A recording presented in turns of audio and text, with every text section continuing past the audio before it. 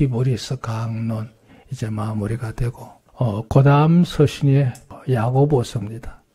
히브리서부터 시작해서 야고보서, 베드로전서, 후서, 요한 1서, 2서, 3서, 유다서까지 8권이 일반 서신이라고 분류되어 있습니다. 신약 성경이 27권이죠. 주 397년에 카라다고 A에서 말이죠. 정경으로 분류할 때 사복음서, 그 다음에 이제 역사서가 이제 한 권 있죠. 그리고 바울 사도가 기록한 서신서가 로마서부터 시작해서 빌레몬서까지 13권이요. 그리고 일반 서신으로 분류된 게 8권이에요. 왜 일반 서신이라 하느냐? 특정인이 없어요. 그러니까 누구든지 돌아가면서 볼 수 있도록 모든 성도들에게 마치 해람같이 보냈던 서신이 바로 일반 서신의 특징입니다. 그 다음에 이제 신약 성경에도 예언서가 하나 있죠. 바로 요한계시록이 예언서입니다. 이렇게 27권이 신약 성경으로 구성되어 있는데, 오늘은 일반 서신 가운데 두 번째 항목인 바로 야고보서. 야고보는요, 언어적으로 보면 야곱이에요. 야곱. 그러니까 이게 헬라식 표현으로 했을 때 야고보라고 밖에 번역이 됩니다. 우리 영어의 이름 가운데 제임스라는 이름이 많죠. 그 의미의 뜻은 발꿈치를 잡는 자, 이런 의미가 있죠. 이 야곱의 원래 이름의 뜻이 그렇습니다. 그래서 오늘부터 이 야고보서를 서두르지 않고 진행하려고 합니다. 이 야고보서는 좀 이따 사실 언급하겠지만 논란이 많았습니다. 왜냐하면 이 성경을 기록할 그 무렵 가장 강조됐던 교리가 뭐냐면 이신덕의 교리예요. 우리가 구원을 받는 건 율법의 행위로 구원받는 게 아니라 믿음으로 구원을 받는 거다. 사도들이 펼쳐서 한창 안정화되어 가고 있는 이 상황에 느닷없이 야고보서가 들어온 겁니다. 물론 기록을 보면 야고보서가 제일 먼저 기록됐다고 볼 수 있어요. 근데 이 야고보서의 기록은 뭐냐 하면 아무리 믿음으로 구원을 받는다 한들 그 믿음이 참 믿음을 알려고 하면 그에 따른 행동이 필요하다. 소위 말하면 믿음은 행동으로 증거가 돼야 된다. 이게 또 야고보서의 강조점이거든요. 그러니까 이신덕이의 교리에 이 야고보서가 상충되듯이 그렇게 대립을 세우는 각처럼 사람들은 이해를 했어요. 그래서 성경이 기록한 이후로 한 300년 동안 이걸 신약 성경으로 받아들여야 되느냐 말아야 되느냐 하는 문제에 놓고 계속 논쟁을 한 거예요. 논쟁을. 이때 이제 가장 결정적인 역할을 했던 사람이 여기 주보 옆에 나왔습니다. 유세비우스라고 하는 주교가 있는데요. 그 당시에 가나안 땅 가이사라 지역의 주교였어요. 이 야고보서는 정경화되어야 된다. 그러니까 이신덕이의 교리에 전혀 상충되는 게 아니다. 이게 있음으로 인해서 믿음이라고 하는 자체를 온전히 설명할 수가 있다. 서로 보완적인 거다. 이래가지고 주 397년에 정식으로 27권 속에 들어왔어요. 그렇게 들어오기까지는 한 300년 걸렸습니다. 한 300년. 자, 오늘 그 문제를 다루려고 합니다.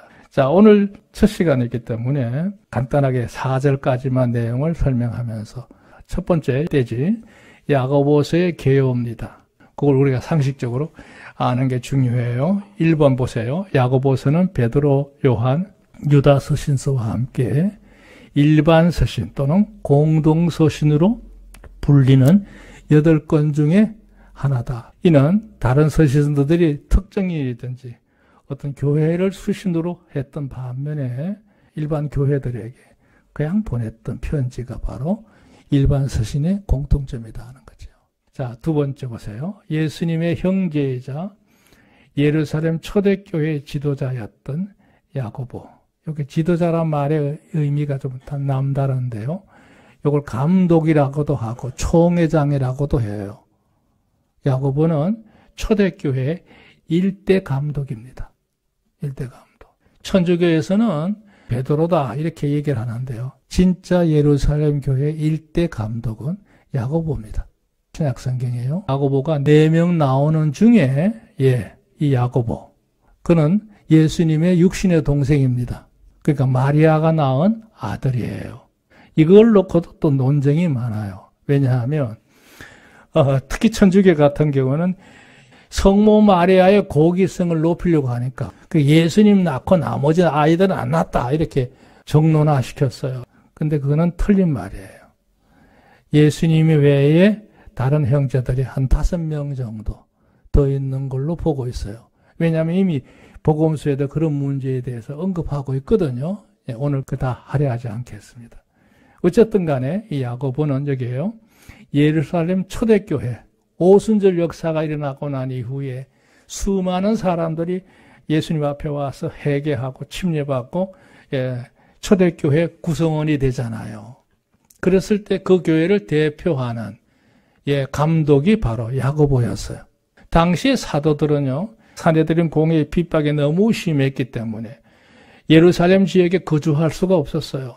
그래서 온 산간 지역 두루다니며 순회 목회하면서 교회들을 살피거나 복음을 전도하는 일에 힘썼고요. 정작 예루살렘 교회 지역을 관리했던 진정한 지도자는 예수님의 친동생이었던 이 야고보였어요. 야고보. 이 문제에서 특히 빼놓을 수 없는 것은 사도 바울이 이제 다메섹 도상에서 예수님을 현현하는 상황을 마주하고 난 이후에 그가 회개하고 회심을 하잖아요. 그리고는 이제 곧바로 사우디아라비아 강야에서 3년 동안 깊은 영적 시간을 가집니다. 그러고 난 다음에 예루살렘 교회를 와서 이제 자신도 이 일을 하고 싶다고 하는 표현이겠죠. 인사하러 왔을 때 만나서 인정을 받았던 그 당시 교회 감독이 야고보였어요. 그 사도 바울이 하나님의 일꾼으로 쓰임 받는 데 있어서 그 시작점이 바로 이 야고보서 기록한 이 야고보 감독과 사도 바울과 접점이 이루어진 거예요. 그리고 그 이후에도 사도 바울이 1차, 2차 전도 여행을 하면서 이방인들이 구원받는 문제에 대해서 한창 쏟아냈을 때, 그 총회에 가서 보고를 할 거 아니에요. 보고했을 때 그 당시에 초행회장이 야고보였어요. 그래서 이 문제가 원만하게 해결하는데 중요한 역할을 했던 인물이 야고보입니다. 자, 그런데 중요한 점 여기 보세요. 언제 기록했느냐? 2가지 설이 있어요. 49년 이후, 그러니까 예루살렘 공회 이전에 주 40년 후반기 어느 한 시점. 그렇게 보는 견해가 있고요. 야고보는 62년도에 순교를 하거든요. 예수님 당시의 대제사장이 안나스였잖아요. 안나스는 사두개파에서 정치적인 야합을 갖고 로마 정부와 더불어서 이렇게 거무술수에서 대제사장이 됐거든요. 그 안나스가 예수님을 십자가에 못 박는데 역할을 하지 않습니까? 근데 놀라운 거는 그 안나스의 아들이 또 이름이 안나스예요. 그러니까 우리로 말하면 안나스 1세, 2세 이런 식이에요. 그 당시에 예루살렘의 로마 정부의 총독이요. 빌라도 같은 총독이죠. 갑자기 사망을 해요. 그래서 이제 다시 임명을 받아오는 그 어간에 한 3개월 정도 여유가 있었는데 그 당시에 이 제사장은 로마 정부의 승인을 받아야 되나 막 그랬나 봐요. 그래서 그 공석 기간에 이 안나스가 유대인들의 한심을 사기 위해서 사내들인 공회원을 소집해가지고 당시에 초대 교인들을 많이 학살을 합니다. 그때에 그 학살을 당한 무리들 중에 예루살렘 교회의 감독이자 총회장이었던 이 야고보를 잡아다가 사람들로 하여금 돌로 쳐서 죽이게 합니다. 그게 서기 62년이에요. 62년. 그러니까 그 이전에 기록했지 않았느냐 이렇게 의견이 있는데요. 대개 중론은 여기 말했죠. 49년 이전, 그 공회가 이루어지기 이전에 이미 이 야고보서는 기록한 거다. 그렇게 보면요. 신약 성경 가운데 가장 먼저 기록한 책이 야고보서라고 할 수 있어요. 그렇게 하나의 중론이다. 이렇게 보시면 되게 참고로 하시면 되겠어요. 자, 중요한 점은 3번이에요. 핵심 주제는 실천적인 참 믿음을 교훈하는 책이다. 이거예요. 그 믿음은 마음으로 가지는 거지만 그 내적인 믿음이 진실한 것인지 거짓된 것인지 제대로 깨달은 믿음인지 아닌지를 구분하는 것은 행동으로 나타나는 거다. 그 겉으로 드러난 실천적인 모습을 통해서 믿음이 증명되는 거다. 그게 야고보서의 핵심이에요. 그래서 야고보서는요, 책은 몇 장 안 돼요. 구절 다 해봐야 구약 성경 한 2장 정도 분량밖에 되지 않아요. 하지만 이 야고보서에 담고 있는 내용들은요, 짧은 문단 안에 너무 많은 얘기를 하고 있어요. 그래서 우리가 오히려 야고보서는 히브리서 못지않게 많은 시간을 할애해가면서 말씀을 상고해야 되지 않겠나 그런 생각을 하고 있습니다. 예, 이신득의 교리가 상충되지 않느냐 그렇게 논쟁을 하다가 결국은 주후 397년 카르타고 종교회에서 최종적으로 정경화됐죠. 그 왜 그러냐? 여기 이제 제가 이렇게 했잖아요. 바울은 구원의 뿌리를 보았고, 구원을 이루는 뿌리가 무엇인지, 그게 믿음이죠. 그 믿음으로 구원을 받는다는 사실에 대해서 설명한 거고, 바로 야고보서는 그 나무, 그 믿음으로 살았던 사람의 진정한 삶의 모습은 어떤 것인지, 그것을 야고보서만큼 체계적으로 전가한 이가 없다는 얘기죠. 그러니까 이 두 가지는 맞서서 싸우는 게 아니라, 구원 문제를 다루는 게 아니라 믿음의 그 내면적인 요소하고 외형적인 삶의 태도를 함께 설명한 서로 보완적인 거다. 이래가지고 신구약 성경 66권으로 정경화된 겁니다. 자, 중요한 점은요, 이 야고보는요, 여기 뒤에 나옵니다만은 예수님 살아생전에 사역할 때 예수님 사역 현장에 나타나지 않았어요. 그랬던 이가 나중에 보면 복음 사역의 초대교회의 초대 감독이 됐으니까, 그 당시 유대 땅뿐만 아니라 이미 퍼져 있는 수많은 신약 교회들의 총회장이 야고보였습니다. 그런 점을 오늘 이제 볼 텐데요. 여기 도표 하나 나왔죠. 15개 항목으로 이렇게 소분류해서 해놨어요. 중요한 주제는 밑에 시험, 행위, 언행, 성품, 대처 이렇게 이제 구분을 해놨으니까요. 여기를 이제 앞으로 설명을 해 나갈 겁니다. 자, 두 번째 대접 이제 본론으로 들어가 볼까요? 야고보의 사역입니다. 여기 1절에 하나님과 주 예수 그리스도의 종 야고보는 흩어져 있는 12지파에게 문안하노라 그랬어요. 여기 1번 설명 나왔죠. 야고보는 본래 예수님 생애 동안에 사역할 때요, 어떤 이유인지 모르지만 예수님 사역에 한 번도 등장하지 않아요. 그러니까 문 밖에 있는 형제예요. 예수님을 따르지도 않았고 지원하지도 않았어요. 물론 예수님은 태어난 출생 과정이 이 야고보와는 다르긴 합니다만 그래도 한 부모의 아들이잖아요. 그런데도 이 맏형이었던 예수님을 따르지 않았어요. 인간적으로는 좋아했겠지만 메시아로서는 받아들이지 않았던 얘기예요.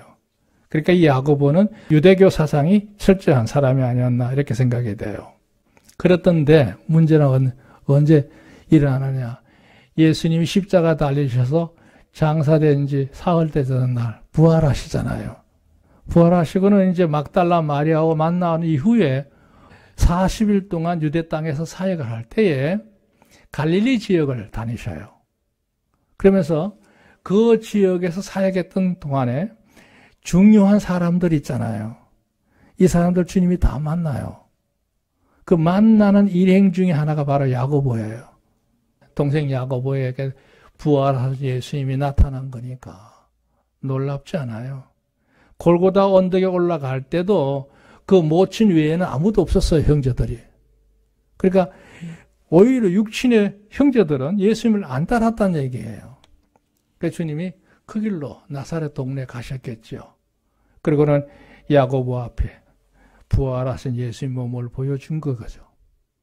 이때 야고보는 그냥 평범한 내 형님이 아니었구나. 정말 하나님이 보내신 그리스도셨구나. 그거를 확실히 믿게 된 겁니다. 할렐루야. 마치 사도 바울이 다메섹 동에서 부활하신 예수님이 현현을 마주했던 것처럼 그것보다 더한 거죠. 실제 만난 거죠. 대면한 겁니다. 그때 이제 이 야고보는 그 길로 예수님을 따라서 예루살렘으로 올라옵니다. 올라와요. 그리고는 이제 40일이 끝나갈 무렵에 감난산에서 예수님이 성천하시잖아요. 그 현장에 야고보가 있었던 거예요. 예수님이 성천하시면서 부탁합니다. 너희는 이 예루살렘을 떠나지 말고 하나님께서 약속하신 것을 기다리라. 그래서 환란이 끝나지 않은 도성으로 들어가서 그러더니 열흘 동안 한 다락방에서 하나님 앞에 열심히 기도하다가 불을 받습니다. 그게 바로 오순절 역사입니다. 그 오순절 역사에 일어났던 120문도 중에 하나가 바로 야고보가 있었던 거예요. 그때부터 이 야고보는요, 예루살렘 교회에서 아주 적극적인 지도자로서 활동을 하기 시작합니다. 나중에는 그 교회를 대표하는 총감독이 돼요. 그리고 그 당시 초대교회의 총회장이 됩니다. 그게 야고보예요. 그런 점에 대해서는 여기 구절도 제시했습니다만 참고하시면 되겠어요. 두 번째 볼까요? 바울이 회심을 하고 아라비아로 가서 3년을 보낸 후 예루살렘 교회를 방문했을 때에 다른 사도들은 다 사방으로 흩어져서 순회하고 있었고요. 야고보만 만난 거예요. 그 야고보가 이제 바나바를 통해서 사도 바울을 소개받고 인정을 하는 일이 일어나죠. 그리고 나중에 이제 사도 바울이 전도여행을 하고 돌아왔을 때 구원은 유대인에게만 있는 거지 이방인에게 있느냐 하는 의문점이 돌아서 논쟁이 됐을 때 이 문제를 바로잡아준 자가 바로 이 야고보입니다. 그래서 굉장히 중요한 인물이다 하는 거죠. 3번 초대교회가 사도 바울에 의해 믿음에 의한 아까 얘기했죠. 이신덕의 교리가 말이죠. 자리를 잡고 있었을 때에 야고보는 강조점이 좀 달랐어요. 그 믿음이라고 하는 게 마음으로만 믿는데 그런 게 아니라 제대로 예수님을 구주로 영접하고 믿고 회개해서 영접했다면 그 모습이 태도가 말이죠. 생활 속의 모습으로 변화된 모습으로 드러나야 한다. 그 믿음은 마음으로 가지는 거지만 한편 믿음은 행함을 통해서 증명되어야 되는 거다. 이걸 이제 서로 강조하다 보니까 마치 둘이 맞싸우는 것처럼 이렇게 사람들이 오해를 했어요. 아까도 얘기한 한 300년 동안 그 오해를 한 겁니다. 그러다가 나중에 이제 최종적으로 인정을 받게 되는데요. 그런 점이 이제 야고보서의 중요한 요점이에요. 여기 4번 그랬죠. 요세푸스 아까 얘기했죠. 서기 62년에 로마 행정관이 사망한 틈을 타서 그 당시 임시 제사장이었던 대제사장이었던 안나스, 그러니까 우에 안나스의 아들이에요. 사내들인 공회를 소집해서 예루살렘 당시의 교회가 너무 많이 번창하고 있었으니까 아마 예루살렘 지역의 교인들만 해도 몇만 명 됐을 겁니다. 초창기 1차의 베드로의 외침에 3,000명이 회개하고 침례를 받고 그 후에 5,000명, 그 후에 더 많이 익혔으니까 예루살렘이 뒤집어졌을 거라고 생각해요. 그때 그 절체절명의 순간에 이 안나스가 사내들인 공회를 불법적으로 소집을 해서 수많은 성도들을 잡아다가 죽이는 사건이 벌어져요. 그 참 이런 문제가 아이러니한 거예요. 이때 역시 야고보도 순교했는데 이 야고보 순교에 대해서 얘기가 참 많아요. 어떤 이들은 그런 얘기도 합니다. 설에 의하면 이 야고보를 성전 높은 담벼락 끝으로 끌고 가가지고 이 자리에서 그 예수가 너의 형이지 메시아가 아니라고 하는 걸 인정하면 살려주겠다. 뭐 이런 식으로 협박을 했다고 그래요. 근데 야고보는 그걸 단호하게 거절하죠. 절대 그럴 수가 없죠. 그래서 결국은 돌 맞아 죽은 거다. 이렇게 말하는 이들도 있습니다. 그래서 여기 보면 하는 말이 하나님과 주 예수 그리스도의 종 야고보야. 내 형님의 동생 야고보가 아니야. 예수님을 나의 구세주로 확실하게 고백하는 그리스도의 종 야고보 그랬어요. 그러니까 주님은 혈연적인 관계가 아니라 영적인 관계에서 이와 같다는 걸 말하는 거예요. 그 12지파 모든 유대인들에게 이 사실을 증거한다. 이게 이제 바로 야고보서의 서문입니다. 자, 오늘 첫 번째 이 야고보가 전하고자 하는 메시지를 볼게요. 3번. 2절부터 4절 말씀의 내용인데요. 이거는 오늘 제가 이걸 말씀을 작성을 하면서 이거는 나에게도 지난주에 그냥 내 가족이라는 이 개념 떠나서 그 연로한 분이 그렇게 다치셨다는 얘기를 듣고 너무나 큰일이 있어서 제가 한 주간 내내 잠을 못 이루었는데 오늘 이 말씀이 좀 다소간에 위로가 되었으면 해서 이 말씀을 넣어봅니다. 2절. 내 형제들아 너희가 여러 가지 시험을 만나거든 온전히 기쁘게 여기라 그랬어요. 우선 여기 이해를 해야 될 단어가요. 시험이란 단어입니다. 시험. 우리 표현은 그냥 시험으로 했는데요. 언어는 여기 페이라스모이스라고 하는 단어인데요. 이게 무슨 뜻이냐. 여러 가지 의미로 쓰이게 해요. 시험, 테스트하는 거. 그 다음에 우리가 살다 보면 어려운 일 만나는 시련이 있잖아요. 시련을 당하는 거. 또 뿐만 아니라 살다 보면 우리 마음의 갈등을 야기하는 사람으로 하여금 이탈케 하는 갖가지 많은 미혹의 역사들이 있잖아요. 내 마음을 흔드는 거니까. 그것도 시험이에요. 오늘 저녁에 제가 그 문제를 언급하겠습니다만 우리 사람이 살다 보면 어려움을 당하는 문제가요. 여러 가지 유형이 있어요. 자세히 이렇게 분석을 해보면요. 그게 줄기가 다 달라요. 목적도 다르고. 따라서 뭐가 하냐. 그 시험이 올 때에 내가 대처하는 태도도 달라요. 그거를 잘 대처하는 게 바로 지혜로움이라고 할 수 있죠. 그러니까 여기서 그냥 뭉쳐서 너희가 시험이 됐든 유혹이 됐든 시련이 됐든 그런 일들을 당하거든. 여기 그랬잖아요. 온전히 기쁘게 여기라 그랬어요. 기쁘게 여기라.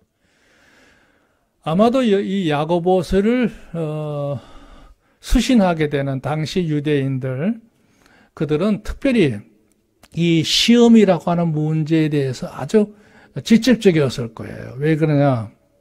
그 당시 사회적인 모든 분위기가 자기들 같은 동족에게도 그렇고 로마인들에게도 그렇고 어떤 모든 사람들 앞에서 그들의 삶이 공고하단 말이에요. 원치 않는 괴로움들이 많을 수 있어요. 그러니까 그런 부당한 일을 당할 때 사람이니라 마음이 낙심할 수도 있는 거고 또 때로는 그런 어려운 일을 갑자기 당하게 되면 사람이 이탈할 수도 있고요. 예, 도망자가 되면서 하루아침에 궁급해지니까 헐벗음 속에 빠질 수도 있고 많은 갈등들이 있었을 거라고 생각해요. 그걸 염두에 둔 말이 이제 이 말이에요. 어떤 유형의 공고함을 만나든 간에 그 앞에서 흔들리지 마라. 이 얘기죠. 온전히 기쁘게라는 말, 그 온전이란 말이 무슨 뜻이냐. 어떤 일을 당하든지 어떤 유형의 일을 만나든지 간에 그거를 받아들이라는 거예요. 감수하라는 거예요. 기쁘기란 말이 뭐냐면 그냥 그대로 순응을 하라 이거예요.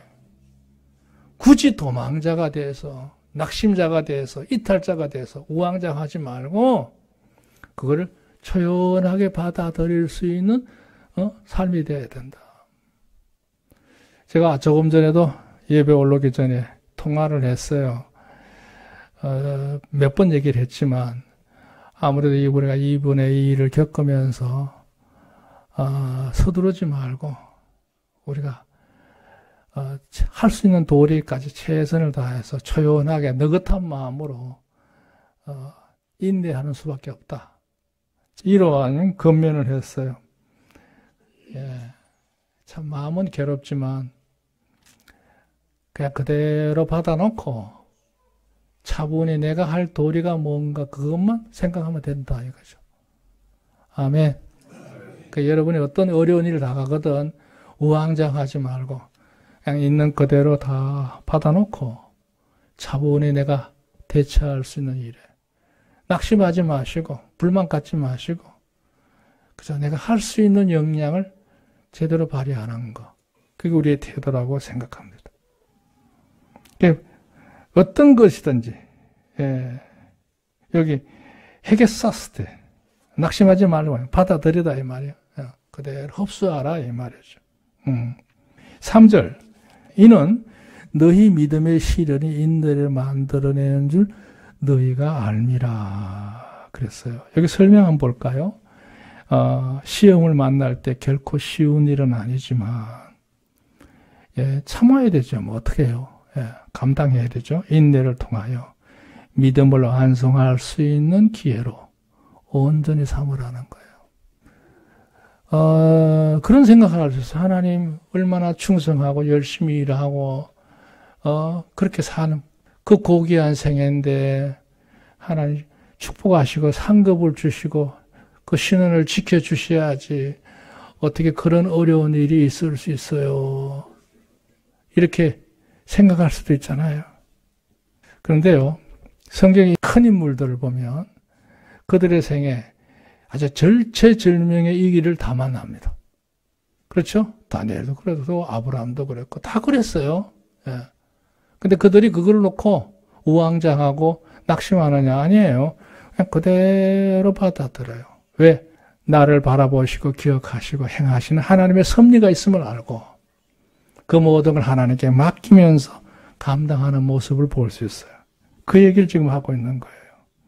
그러니까 그게 참 힘드는 과정이겠지만 힘들다고 하는 자체를 문제 삼지 말고 중요한 점은 뭐냐? 이거는 나로 하여금 온전히 내 안에 있는 불순한 모든 요소, 인간적인 요소, 나중심적인 요소, 그런 요소들을 제거할 수 있는 용광로로 삼는 거예요. 용광로로. 그러니까 순금은요, 불 속에 오래 있어야 순금이 나오는 거예요. 펄펄 끓는 용광로 속에 오래 둘수록 순수해지는 거예요. 왜? 불순물은 다 제거가 되는 거. 그러니까 때때로 우리의 삶에 원치 않는 여러 가지 어려움이 오거든 우왕좌왕하지 마시고 내 믿음을 스스로 정죄할 수 있는 기회로 삼는 것. 그게 우리의 지혜인 줄로 믿습니다. 이 중요한 거예요. 그러니까 그걸 다 믿음으로 할 수 있다는 것이죠. 자, 4절 이 말에서 인내를 온전히 이루라. 이는 너희로 온전하고 구비하여 조금도 부족함이 없게 하려 함이라. 다음에 더 큰 거 어떤 거?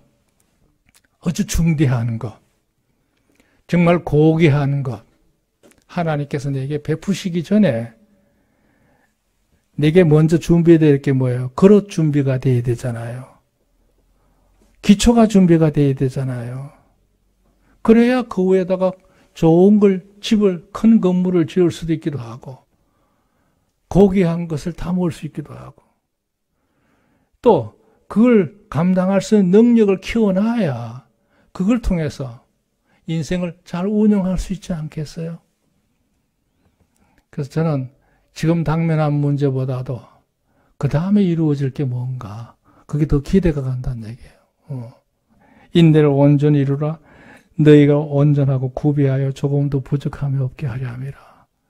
여러분 이해를 돕기 위해서 그 설명을 한번 볼까요? 거센 파도는 유능한 선장을 만들다시. 그렇죠? 넓은 바다에서 잘 단련된 선장. 거기 가야 선장이 좋은 선장이 만들어지는 거, 실력 있는 선장이 만들어지는 거잖아요. 그것처럼 우리가 사는 데 있어서 성도들에게 있어서 어떤 유형의 시험이든지 그걸 믿음으로 제대로 소화할 수만 있다면, 받아들일 수 있다면 그 자신에게 절대 손해가 아니라는 거죠. 모두가 다 유익한 줄로 믿습니다. 할렐루야. 우리 믿는 자에게는요 절대 손해가 없어요. 모든 것이 합력하여 뭐를 이룬다고요? 선을 이룬다고 했으니까요. 제대로 된 믿음을 가진 그리스도야말로 패배를 모르는 승리의 주인공들이에요. 그게 바로 성도들인 줄 믿습니다. 왜? 거짓된 것을 의롭게 만들 수 있는 능력이 뭐예요? 그런 공고한 일을 통해서 삶을 하나님이 정화시키는 과정이에요. 이름하여 전하의 벽의 역사로 이루어질 줄 믿습니다. 여기에 대한 간증을 제가 겪은 일들 가운데 얘기하라고 하면 참 많은데요. 저 스스로 내리는 결론도 그거예요. 하나님을 잘 섬기는 자에게는, 믿음으로 잘 감당하는 자에게는 절대 소원이가 없다. 선하게 역사하시더라고요. 아무튼 하나님의 은혜로운 축복이 여러분 삶 속에 늘 함께하기를 바랍니다. 이쪽에 간주 하나 볼까요? 그리스도의 생활의 원리 가운데 중요한 공식이 하나 있어요. 믿음은 시련을 통해서, 인내를 통해서 그 믿음이 온전히 마무리가 된다는 거예요. 단련하는 과정이라는 얘기죠. 그러니까 온전하다는 말은 뭐냐? 하나님의 원하시는 수준으로 올라간다는 뜻이에요. 그 표준에 도달한다는 얘기예요. 여러분이 어떤 경우에든지 살다 보면 하나님 왜 내 기도 안 받으셔? 왜 응답하지 않는 거야? 그런 생각을 가질 수 있어요. 그러나 또 한편 다 하나님의 뜻이 계셔서 나로 하여금 기다리는 시간이 기다다 이렇게 여기시고 하나님 앞에 은혜와 구원을 이루어가는 일에 영광되시기를 주의 이름으로 축원합니다. 할렐루야. 기도하겠습니다.